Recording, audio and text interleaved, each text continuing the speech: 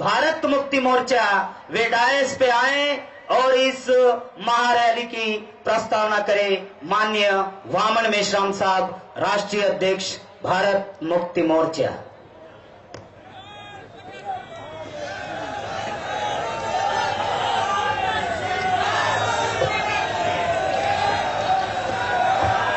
साथियों,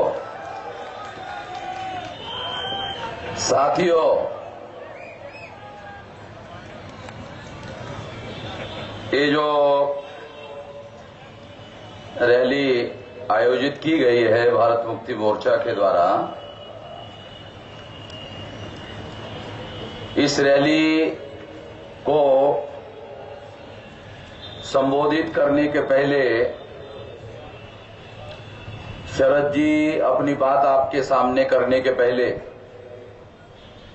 मैं 2-3 बिंदु पर बात करना चाहता हूं और फिर उसके बाद शरद जी आपके सामने अपनी बात रखेंगे।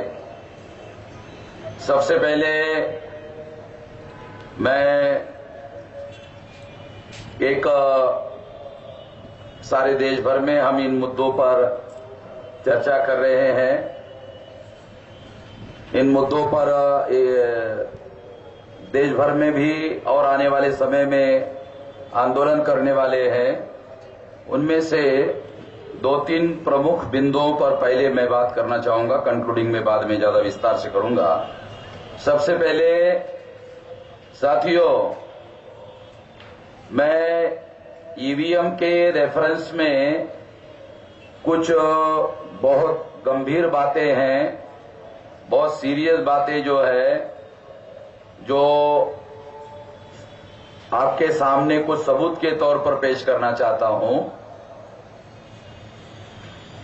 ईवीएम मशीन के द्वारा आजकल चुनाव हो रहा है और उसमें जो वोट डाला जाता है उसके बारे में बहुत लोगों के मनों में आशंका अभी भी है और इस बात को ही ध्यान में रखते हुए मामला सुप्रीम कोर्ट में गया था और सुप्रीम कोर्ट ने 8 अक्टूबर 2013 को सुप्रीम कोर्ट ने इसके विरोध में निर्णय दिया। ईवीएम के विरोध में सुप्रीम कोर्ट ने निर्णय दिया। मैं सुप्रीम कोर्ट के विरोध के निर्णय की ये कॉपी मेरे पास में है 8 अक्टूबर 2013 की। मैंने बहुत लोगों को पूछा कि सुप्रीम कोर्ट ने ईवीएम के विरोध में फैसला दिया, वो भी एपेक्स कोर्ट ने और चीफ जस्टिस ऑफ इंडिया ने फैसला दिया, क्या इसकी आपको जानकारी है? सारे देश भर में बहुत सारे पढ़े लिखे लोगों को मैंने पूछा, अधिकारियों को पूछा, आईपीएस आईएएस अधिकारियों को पूछा, भाई इसके बारे में क्या आपको कोई खबर है कि सुप्रीम कोर्ट ने ईवीएम के विरोध में फैसला दिया? किसी को कोई खबर नहीं है। तो मैं हैरान हो गया कि उन लोगों को खबर क्यों नहीं है। तो छानबीन करने के बाद पता चला कि खबर ना होने की सबसे बड़ी वजह सुप्रीम कोर्ट के डिसीजन को अखबार वालों ने ब्लैकआउट किया, टीवी वालों ने ब्लैकआउट किया। सुप्रीम कोर्ट की खबर को, नेशनल इंटरेस्ट की खबर को, जनरल इलेक्शन जिस मशीन पर कंडक्ट कराया जा रहा है उसके विरोध में दिए हुए फैसले को, उसकी खबर को देश के एंटायर मीडिया ने ब्लैकआउट कर दिया। सिंगल लाइन फ्रंट पेज पर तो छोड़ो, अखबार के पिछवाड़े में भी नहीं छापा। हैरान करने वाली बात है, जब अखबार में खबर ही नहीं आएगी, टीवी में खबर ही नहीं आएगी, तो देश के लोगों को, जो पढ़े लिखे लोग हैं, अनपढ़ों को तो पता चलने का सवाल ही नहीं है, तो लोगों को पता ही नहीं है। तो वो 4 लाइन में सुप्रीम कोर्ट के ईवीएम के बारे में जो फैसला सुप्रीम कोर्ट ने दिया, वो पैरा नंबर 29 में उन्होंने जो लिखा, बहुत सीरियस बात है।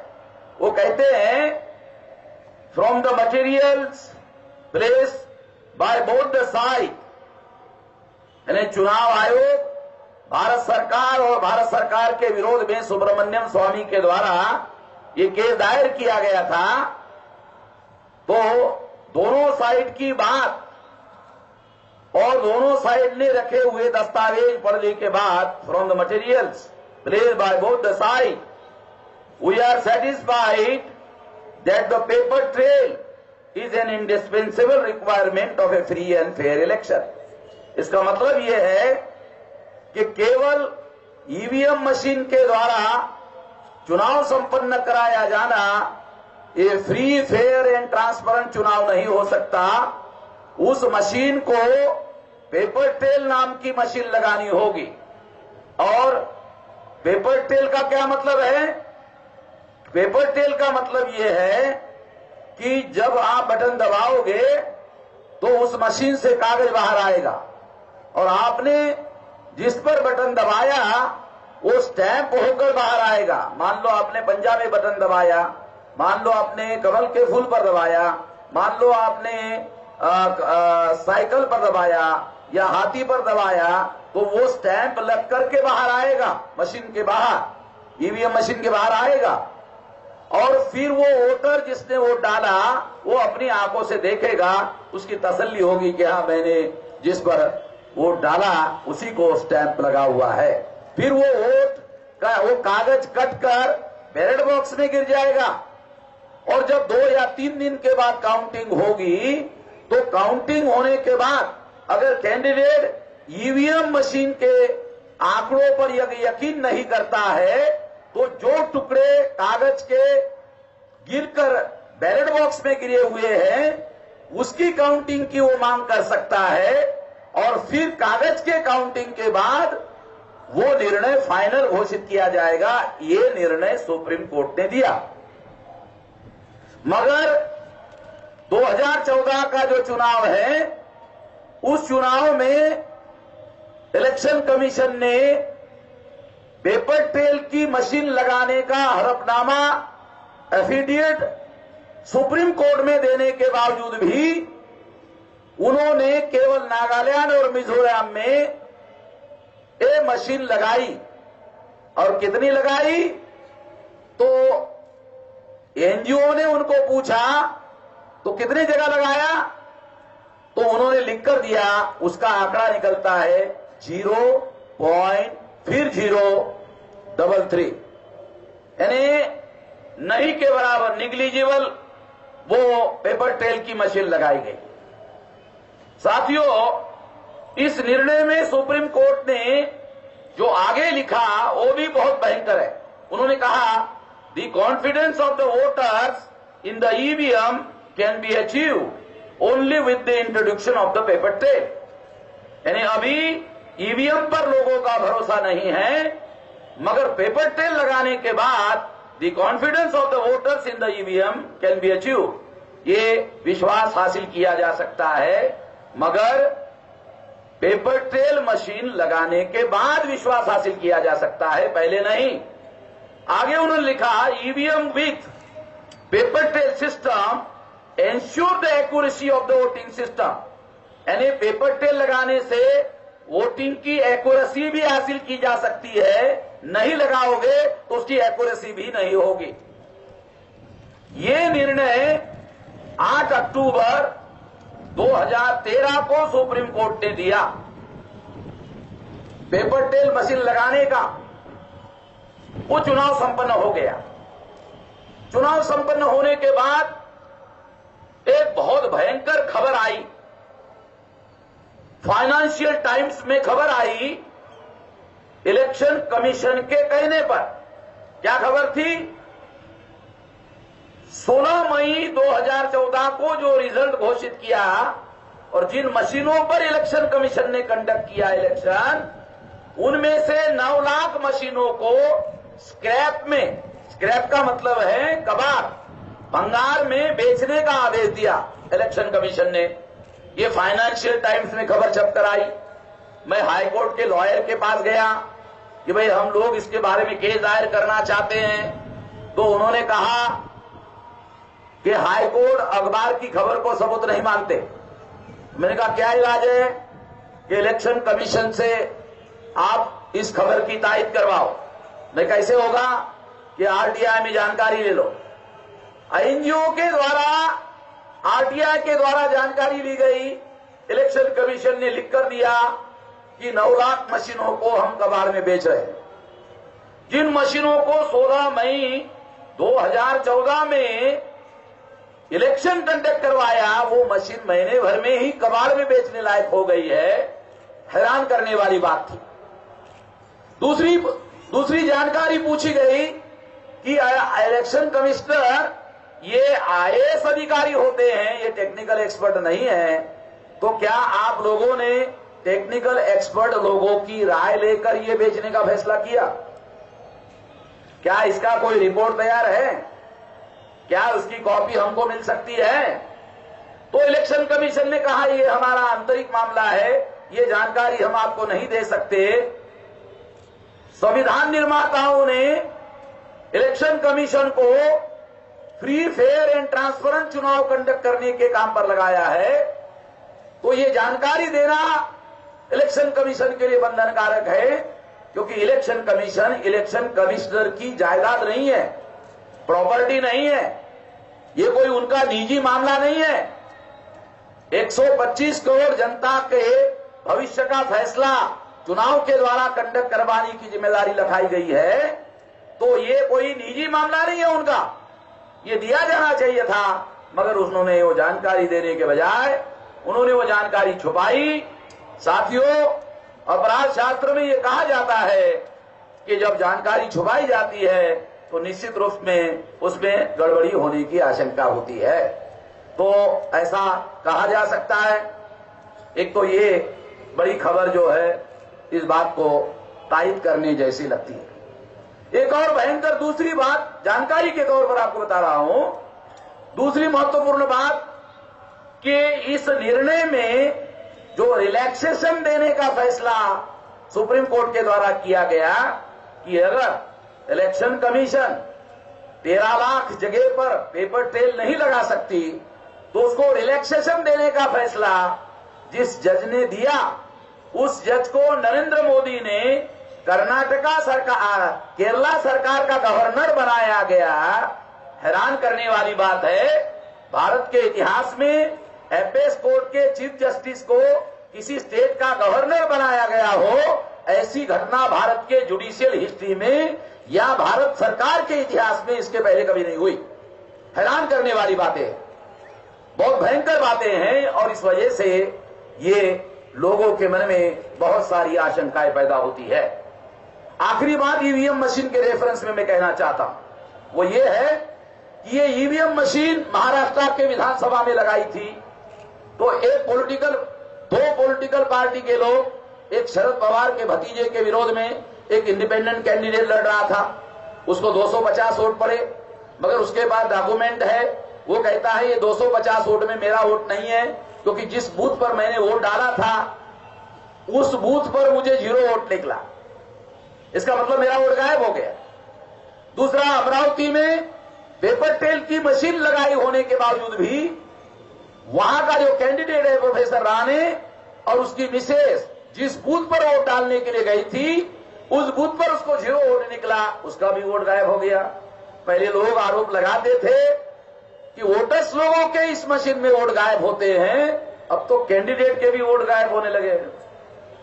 तीसरा भयंकर किस्सा, चंद्रपुर में जो वहां के कैंडिडेट ने इलेक्शन ऑफिसर को लिखकर मांगा कि मुझे ये इसका रिकाउंटिंग करना है और पेपर ट्रेल लगा है तो बैलेट पेपर के आधार पर करना है, तो उस अधिकारी ने लिखकर दिया कि इलेक्शन कमीशन रिकाउंटिंग करने के लिए राजी नहीं है, लिख दिया। ये जो पूछा कि क्यों, क्या ये इलेक्शन कमीशन के रूल है। अगर सुप्रीम कोर्ट ने 8 अक्टूबर 2013 को फैसला दिया फ्री एंड फेयर के संबंध में, तो इस तरह के रूल्स फ्रेम करना ये सुप्रीम कोर्ट के आदेशों का उल्लंघन है, एक कंटेम्प्ट ऑफ कोर्ट भी है। और हम लोग अप्रैल महीने में या मई महीने में सुप्रीम कोर्ट में पेपर ट्रेल के भी रेफरेंस में और इसके भी रेफरेंस में हम लोग सुप्रीम कोर्ट में जाने वाले हैं। मगर मैं जानता हूं कि इस देश में सारी व्यवस्था पर उनका कब्जा है, तो केवल सुप्रीम कोर्ट में जाने से काम नहीं चलेगा। तो इसको सारे देश भर में आने वाले समय में बहुत बड़ा आंदोलन का रूप देना पड़ेगा। नहीं तो क्या होगा, कल हम लोग नारा लगाते थे कि वोट हमारा, राज तुम्हारा, नहीं चलेगा, नहीं चलेगा, नहीं चलेगा। मगर अभी क्या होगा, वोट हमारा, ईवीएम उनका, वोट हमारा, ईवीएम उनका। तो अभी ईवीएम कैंडिडेट को चुनवाने का काम करेगी। तो हमारे लोगों को वोट के द्वारा चुनवाने का जो अधिकार मिला हुआ है, जिसकी वजह से थोड़ी बहुत हमारी समस्याओं का समाधान होता था, वो भी खत्म हो जाएगा। मुझे लगता है कि ईवीएम का सबसे भयानक परिणाम यह होगा कि कांग्रेस जाएगी तो बीजेपी आएगी, बीजेपी जाएगी तो कांग्रेस आएगी। तो कांग्रेस और बीजेपी और कांग्रेस में ईवीएम मशीन के बारे में आपस में म्यूचुअल अंडरस्टैंडिंग है और इसके बारे में भी मेरे पास बहुत सारे सबूत हैं। अभी मेरे पास सारे विस्तारित बातें मैं बाद में कंक्लूडिंग में बताऊंगा। ये एक बात आप लोगों को मैं बताना चाहता। दूसरा मुद्दा है, मद्रास के हाई कोर्ट ने ओबीसी की जातीय आधारित गिनती का आदेश दिया था, मगर नरेंद्र मोदी की बीजेपी गवर्नमेंट ने ओबीसी की जातीय आधारित गिनती का समर्थन पार्लियामेंट में किया था। जब शरद जी ने, मुलायम और लालू जी ने पार्लियामेंट बंद करवाई थी तो बीजेपी के लोगों ने भी समर्थन किया था। मगर अब नरेंद्र मोदी और बीजेपी ने सुप्रीम कोर्ट में मद्रास हाई कोर्ट के विरोध में एफिडेविट दाखिल किया, हलफनामा दाखिल किया। हम ऐसा सोचते थे कि कम से कम नरेंद्र मोदी ओबीसी है तो वो तो कम से कम ऐसा नहीं करेंगे, मगर नरेंद्र मोदी ओबीसी होने के बावजूद भी ओबीसी के विरोध में उन्होंने ये हलफनामा दायर किया। ये बात लोगों को पता नहीं है। ये बहुत गंभीर बात है, ये खतरनाक बात है, हमारे लिए बहुत भयंकर बात है, धोखाधड़ी की बात है। इसलिए ये सारे देश भर में लोगों को हम बता ही रहे हैं, मगर हमने सोचा कि शायद सारे देश की आवाज नरेंद्र मोदी के कानों तक नहीं पहुंचेगी, तो चलो रामलीला मैदान से नजदीक है पार्लियामेंट, वहां तक पहुंच जाएगी। तो इसलिए यहां से वहां तक पहुंचाने के लिए ये मुद्दा हम लोगों ने उठाया है। तीसरा एक मुद्दा है, वो है कि इस देश में काला धन और भ्रष्टाचार का मुद्दा। अब काला धन और भ्रष्टाचार का जो मुद्दा है उसके बारे में देश में बहुत सारी चर्चा हो रही है, काले धन की और भ्रष्टाचार की। अन्ना हजारे के भी द्वारा हो रही है और केजरीवाल के द्वारा भी भ्रष्टाचार की बहुत बातें हुई है, मगर किसी ने भी लोगों को ये नहीं बताया कि इसका कारण क्या है। अरे भाई, तुम बीमारी खत्म करना चाहते हो, उसका कारण क्या है? इसका कारण है विधायिका पर, कार्यपालिका पर, न्यायपालिका पर, मीडिया पर, सारी व्यवस्था पर ब्राह्मणों का एकाधिकार स्थापित हो गया। अगर ब्राह्मणों का एकाधिकार स्थापित हो गया तो ये अनियंत्रित सत्ता उनके नियंत्रण में आ गई है। अगर अनियंत्रित सत्ता उनके नियंत्रण में आ गई है तो ये अनियंत्रित सत्ता, ये एकाधिकार जो है अनियंत्रित सत्ता का निर्माण करता है और इस वजह से भारत में सर्वाधिक भ्रष्टाचार हो रहा है। तो ब्राह्मणों की अनियंत्रित सत्ता मूल कारण है भ्रष्टाचार का। ये बात हम लोगों को कोई नहीं बता रहा है, ना अन्ना ने बताया, ना केजरीवाल ने बताया। केजरीवाल वहां पर मुख्यमंत्री भी बन गया, अभी भी नहीं बताया। तो अनियंत्रित सत्ता जब तक समाप्त नहीं होगी तब तक भ्रष्टाचार समाप्त ही नहीं होगा, चाहे 1000 लोकपाल बनाओ।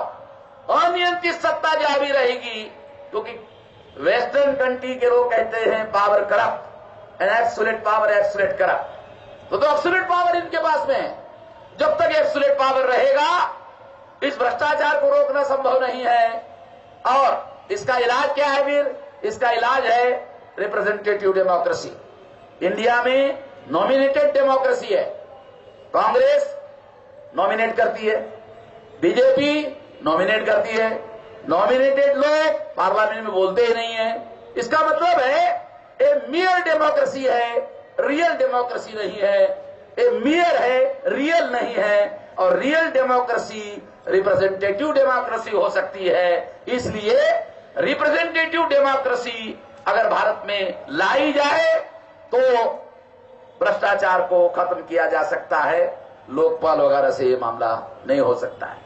तो ये दूसरी बात मैं आप लोगों को तीसरा मुद्दा कहना चाहता हूं। चौथा मुद्दा है, इस देश में इंडिया टुडे ने भी कवर स्टोरी छापी, मुसलमानों के रेफरेंस में कवर स्टोरी छापी कि देश में कम जेल में ज्यादा। हमारे महाराष्ट्र में 11% मुसलमान है और 46,000 या 52,000 मुस्लिम नौजवान जेलों में हैं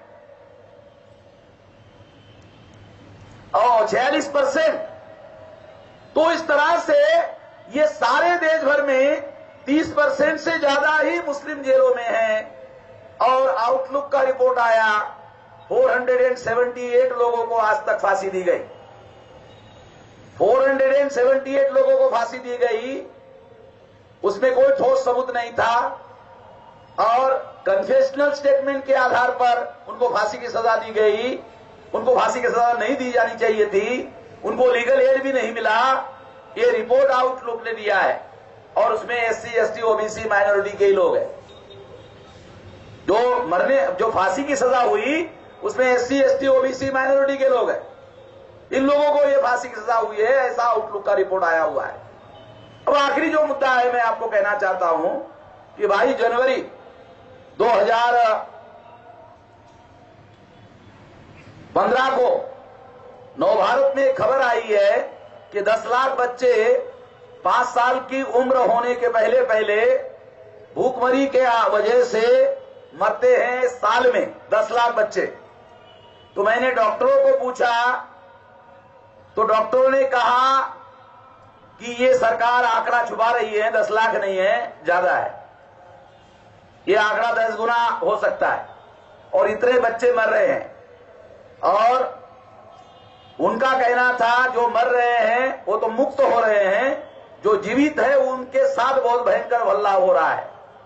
मैंने कहा कैसे? तो उनका कहना था कि मेडिकल साइंस के अनुसार जन्म से लेकर 6 साल की उम्र तक पूरा ब्रेन विकसित हो जाता है, मगर अगर वो कुपोषण का शिकार है तो उसका ब्रेन विकसित नहीं होगा तो वो आजीवन विकलांग रहेगा। तो इतना भयंकर षड्यंत्र इस देश में हो रहा है। सरकार के पास पैसे की कोई कमी नहीं है। अभी अरुण जेटली ने जो बजट सादर किया उसमें हेल्थ केयर का भी बजट कम किया, जिसकी ज्यादा जरूरत थी वो और ज्यादा कम किया गया। तो इस देश में जो काम अंग्रेज नहीं कर पाए थे वो अंग्रेजों से भी ज्यादा भयंकर बात हो रही है। और इन बातों को लेकर रामलीला मैदान में ये जो रैली हम लोग कर रहे हैं, तो ये रामलीला मैदान में रैली करके हम लोग चुप बैठने वाले नहीं हैं। देश भर में 535 जिलों में हमारे संगठन का जाल है, उसमें ये सारे देश भर में अभियान जागरण किया जाएगा और आने वाले समय में कोशिश की जाएगी कि 6 लाख